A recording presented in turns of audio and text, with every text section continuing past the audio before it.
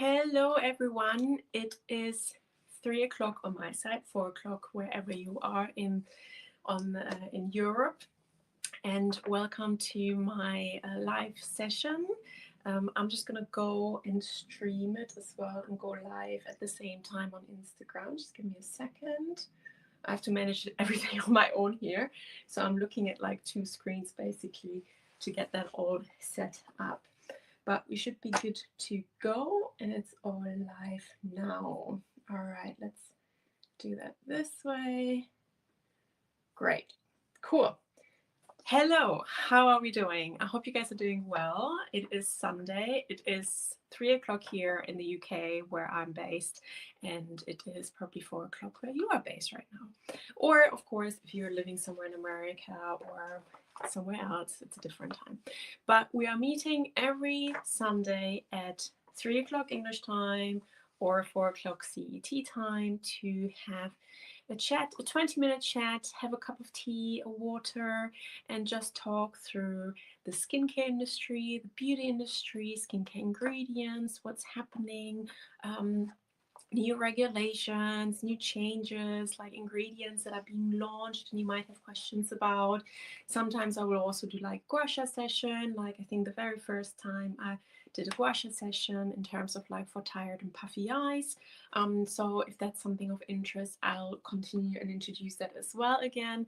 But if you have anything else, then give me a shout and let me know. So who am I, you're wondering?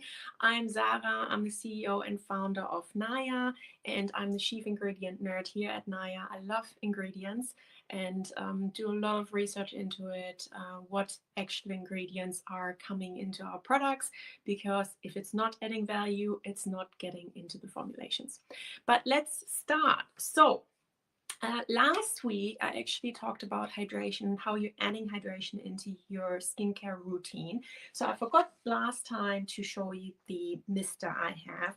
And this is the mister I have actually. No, this is not pee. This is actually like a formulation that we're currently playing with. And it's really fine mist. It's like almost like a little cloud. And it just really gently mists your face, and it's just wonderful, in particular now when it's getting warmer out there and the sun is coming out in spring, to use actually that really fine mist. I just don't like these spritz when you have like a whole bunch of water in your face. What's the point? I mean, I don't know, like it's just drying out your surface level and it's really not helpful at all. But something like this where it's like really like a cloud, it's like a fog, like it's really nice, it's very cooling. You can combine it with any different ingredients. You can do it yourself. Go onto my website nayaglow.com, and actually I shared how I did the previous mister in the video. I will upload a video on YouTube as well later today to show you that.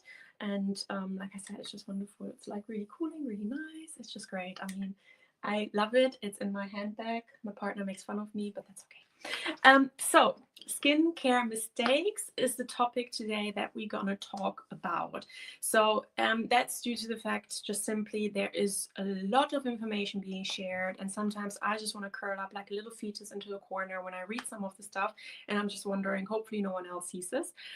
Or a lot of customers are contacting me and then saying, yeah, but I heard this and I read this, and I'm just wondering, where did you read this? Like, okay, that's interesting. So that's why I've created a list. It's much longer. And like I said, we only have like 20 minutes together because I don't want to take all your Sunday afternoon.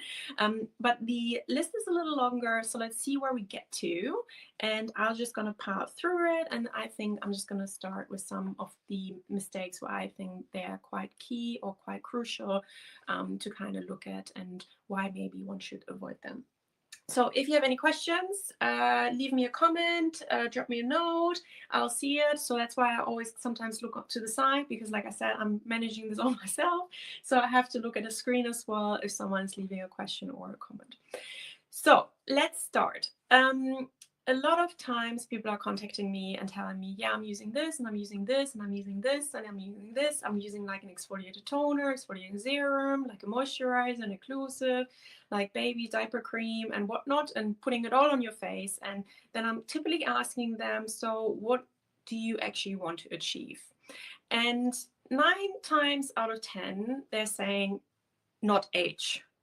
And I'm thinking, good luck. So we are going to age, and hopefully we're going to get really, really old as well. I really hope that, because it's always really, really sad to see people die at a very young age, and I hope they get really old. So you do want to age, but what probably they want to say and express is that they want to age. I mean, some people say gracefully, but to help their skin look youthful and have collagen and that's springing and just healthy long term, so that I don't have to deal with a lot of skin issues when I'm older, that I do have a lot of nice smooth sort of skin surface or skin structure and texture when I'm sort of getting into my 60s and 70s, etc., etc. And that's absolutely fine. And I think that is sort of like when a lot of people say not age, because I'm just thinking, well, good luck with that. That's going to happen one way or another. But it's just the way how we want to age, really. So it's the how, really. And in terms of how can skincare products really help us to age in a very sort of like graceful way, or slow down the aging process by slowing down collagen breakdown, by kind of increasing the wrinkles, by sort of slowing down pigmentation on our faces, etc., etc. And that's where it really is important that you understand, okay, what actually is it that you want to achieve? So not age is a bit broad, not very specific. So if you're saying, well, I have blemishes, I want to reduce them, or I have a lot of inflammation and I want to reduce it, or I have pigmentation, discoloration, and I want to achieve to reduce that. That's a specific goal, and around that you can work, and you can use specific products based on their ingredients, and these ingredients can help you achieve then your specific goal. So it's always really important to actually understand, where do I want to get to with my skin, because it's a process, right? I mean, you can't just expect to use a product, put it on your face, and ta-da, next day like everything is fine and great. Well, then you really need to go to beauty surgery. That's the only way then forward. But you want to not go that route. You want to have products that help you in the long run, and that's sort of like delaying that sort of aging process and stopping the premature breakdown of collagen, the premature creation of hyperpigmentation, etc., etc. And that's sort of like when you need to understand, okay, what is the products and what are the ingredients as well. And that's where not one ingredient is going to solve your problem. That's where you have to really have a story of ingredients, a combination of ingredients that really can help you target your problem. And that leads me nice into the second mistake that a lot of people are not doing. And it's like really listening to your skin. Yes, I know, we can see our skin and we can see the problem, or we see like, I don't like this, there's a pimple, there's blackheads, and there's this and this and this, there's a wrinkle. But it's also like listening to your skin, because your skin is giving you indications throughout the day, like in the evening, in the morning, if you are open for it and if you're listening to it. So that means basically listening in that scenario really means feeling your skin. For example, like if you are doing a certain routine, or you're using exfoliators and you're using retinols, and then your skin just doesn't feel quite right and your skin feels irritated. Maybe because, for example, it's spring, the sun is quite harsh, you might have not had sun lotion on, or you might have not reapplied it and you were out in the sun and you had not extra protection, or for whatever other reason, and your skin just feels a little irritated, a little heat, like a little bit tingling, and you're not quite sure. And the last thing is that you want to do is put an exfoliate on top of it, or put like a retinol on top of it, when your skin is already giving you indication, hey, I'm not feeling right, there's something wrong. So you actually want to calm it down and do something that actually improves them in that moment, the skin barrier, to calm the skin down, to sort of help it repair itself, to strengthen it again, before you then go again with an exfoliator and with a retinol. So that's really what I mean with listening. I think a lot of times we have forgotten really to listen to ourselves, because there's so much noise going on, an incredible amount of noise that is just being thrown at you. And that's where I think it's really important to kind of take that moment as well and do it in the morning. And if you don't have time in the morning, do it in the evening to really check in with yourself, to take a moment when you do the cleansing, properly. You don't just like rub 10 seconds and then wash it off, but you give yourself time. You give yourself a little face massage and you just check in with yourself. How am I feeling? Like from the toes to the top, like how are my toes feeling? How are my legs feeling? How are my knees feeling? How's my tummy feeling? Like how is everything else feeling? How's my skin feeling everywhere and on my face? And then to kind of make a judgment call. Okay, you know what? Today I'm gonna not do an exfoliation or not gonna do like a retinol. Today I'm just gonna do something that is really sort of calming my skin and repairing my skin. So do practice that, like do in the evening when you do your cleansing, and take your time, like massage the cleanser and really like for 60 seconds, give yourself a face massage and do a check-in in that moment, kind of do like a mindfulness activity almost, to kind of check in with the various parts and check in as well with your skin and see, okay, how does my skin feel? Should I do this? Should I do this? Or what is actually that my skin requires in that moment? So number 3, that is actually quite nicely putting us into number 3 as well, because it is about adapting your skincare routine. And what do I mean by that? So last week I talked about it. When you are using hydration, you're layering in your hydration, that you might not need all of it and you might need to adjust your skincare products. And there is actually a YouTube video coming out as well, which I will upload later today, about hydration. I'm going more into the detail. But when it comes to hydration or any skincare product, your regime has to adapt according to the environment you're in or the season you're in. So if you have dry skin, for example, and you're in a dry environment, there are probably multiple things that you want to apply just to kind of give your skin the hydration it needs, like the calming substances, the collagen or ceramides, but also like the lipids that it requires. And you might want to layer it on into multiple steps. But if you have like dry skin and you're in a humid environment where, for example, like you're in Vietnam or in Bangkok where it's like 88% humidity, so it's literally like you're just standing and starting to sweat, you might not need all these steps. If you have oily skin, you definitely not need all these steps when you're in a humid environment. You probably just need like a hydration gel, and then you just put the sun lotion on. So you really need to understand, okay, where am I on the scala? Like, do I have a tendency to really have dry skin and give that extra support, the hydration, the lipids, etc., to protect my skin? Am I in a dry environment? What is the humidity like? Or is it a high humidity level? Like, and based on that, you have to adjust your skincare, because if it's too much, in particular, if you have a tendency to have blemishes and acne and you have a tendency to have oily skin, you need to adapt it. You need to take hydration out of your routine. You need to layer hydration into your routine. And that's really as well something that you start when you start listening to your skin.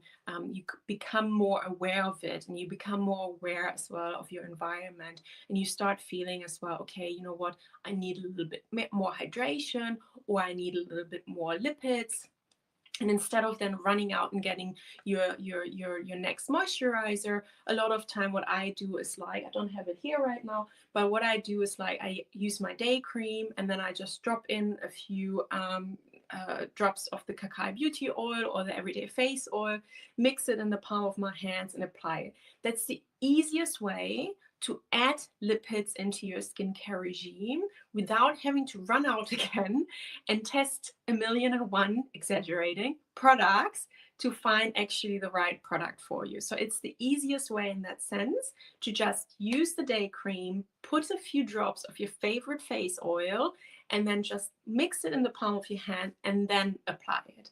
Best way. So you heard it here first. I've been saying it for God knows how many years, but it's honestly the best way in that sense. So number 4, and I have to try not to laugh about it. Spending 300 euros on a hyaluronic acid, that is just robbery and like just stupidity at the same time. I mean, 300 euros on a hyaluronic acid serum is just, I mean, if you have money to waste, let me know. I send you my bank account details. and you're welcome to donate it to me, because it's just way too much. In particular, if it's just a single ingredient story where it's just hyaluronic acid, you don't really need to spend that much money on a hyaluronic acid serum. Be smart about it. Yeah, if the hard-earned money, make sure you're investing into something that is really worth it. Hyaluronic acid, €300.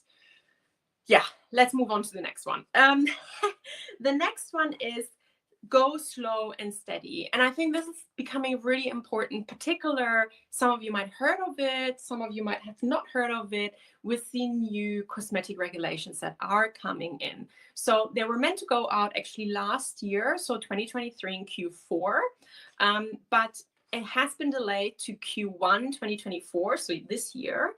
And there are changes to some ingredients and at what level brands are allowed to use these ingredients in the formulations.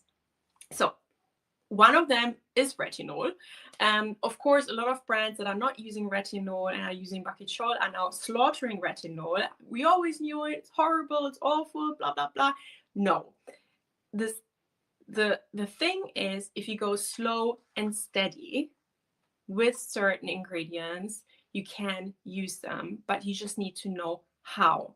And unfortunately, what has happened, and that's why the European regulation, cosmetic regulation, is now stepping in, that some brands just overdid it a little or a lot, and it turned into a bit of a wild west out there. So I'm quite happy actually that they stepped up and now making it a legal thing. Because previously, it's always been around that retinol should not be used, ideally, more than 0.3%. So 0.3% was absolutely fine. Sensitive skin can use it. No irritation, no side effects. Like, it's absolutely fine. But when you go to 0.5%, that's when it starts. That's like tests and clinical tests that were conducted have shown irritation, et cetera, in some of the testers. And that's why it's always like a suggestion, use 0.3. But of course, brands want to make money. Yeah, I mean, we need to live off something. And some brands were like, okay, 0.3, they graduate from it. They do 0.5, they graduate from that product. They do 1%, they graduate from that product. They do combinations with different retinol derivatives, etc. And you know where it goes. So it's way too much and your skin can't handle it. In particular, with the amount of actives that are being put into like products, or the combination and how many different products one buys today and combines today as well, it's just too much for the skin. Particularly as well, if you go to a dermatologist and they sort of give you retinol, like prescribe a retinol, then you still use one over the counter. So the European cosmetic regulation got involved and kind of put a stop to it and said, okay, retinol is only on the face allowed to be used at 0.3%. It's even less when it's a body product. But there are also other ingredients that have been impacted by this, like kojic acid, and there are other retinols as well from the other retinoids from the retinoid family, and a few other ingredients as well. If you're interested in that, I'm happy to share that link with you so you can look into that in your own time into more detail. I've also written a blog post about this whole topic on our website, nayaglow.com, where you can read about it, what's happening with retinol in more detail. We have been using retinol from day one since we launched our Cacao Plus A, which was back in 2019, was 0.3%. So we have always taken that advice and not the suggestion as an advice and not just like as a loose sort of guidance. And again, coming back to the point I want to make, it's slow and steady. So don't overdo it. Like, go slow and steady with certain ingredients, particularly if you have sensitive skin. And it's about the consistency, how regular you're using a product. If you're using it, today I'm using it, and then tomorrow I'm not using it again, and then I'm using it, then you're not going to see a difference. So the objective we talked about earlier, you're not going to achieve. But if you are using it regularly and consistently, you will get to that objective that you have set yourself that you want to achieve with your skin. So again, it's really important that we avoid inflammations, but we are using something regularly and doing good to our skin in that sense, that we're going slow and steady and not overdoing it. So it's already 21 past. The time is up. I would love to talk more, because the next one would be actually about exfoliation, which is also a very interesting topic. But I don't want to take too much of your time. I hope you found this useful. I hope you enjoyed it. I know it was a bit of a whistle stop. I have a lot more. I have quite a few pages here actually with a few skincare mistakes. So if you find this topic interesting and you want to learn more about it and what to avoid, where to be aware of, what to do let me know. Drop me like an email, say hello and ask me questions. And if that's of interest, let me know. And I'm happy to do a video of it, and then a longer video, which I will then post on our YouTube channel to talk about a few more other skincare mistakes that I have on my list here. So, but for now, I wish you a fantastic Sunday. Enjoy your afternoon wherever you are.